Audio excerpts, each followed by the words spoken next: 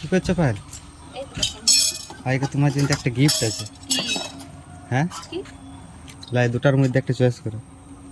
কি বটে দুটো? চয়েস করবে তো না, এটাই তো গিফট তোমার জন্য। চয়েস করো।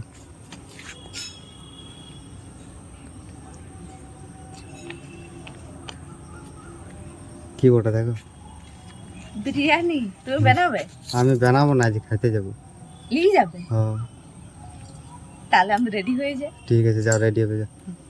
আমি রেডি হয়ে গেছি, এরপর আমরা বিরিয়ানি দোকান যাব, তো চলো। আর দেখো, রাজহাঁসটা আমাদের বাইরে বেরিয়ে গেছে, তো ভাবলাম তোমাদেরকে দেখিয়ে দিই। আর আমরা দুজন হেঁটে হেঁটে যাচ্ছি, কারণ বিরিয়ানি দোকান সামনে, তাই হেঁটে হেঁটে যাচ্ছি। আর হ্যাঁ, তোমাদেরকে আরেকটা জিনিস দেখাচ্ছি। দেখো, মেডিকেল কলেজ আমাদের বাড়ির সামনেই। তো চলো বিরিয়ানি দোকান যাই।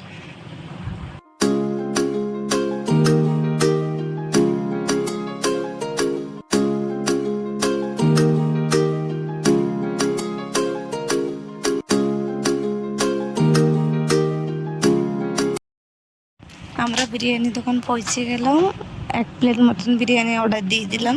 তো তোমাদেরকে এবার খেয়ে পর বলছি বিরিয়ানিটা কেমন টেস্ট।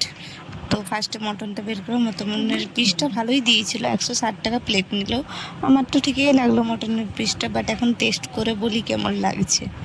মটনটা ঠিকই বললো, কিন্তু আরেকটু সিদ্ধ হতো প্রায়।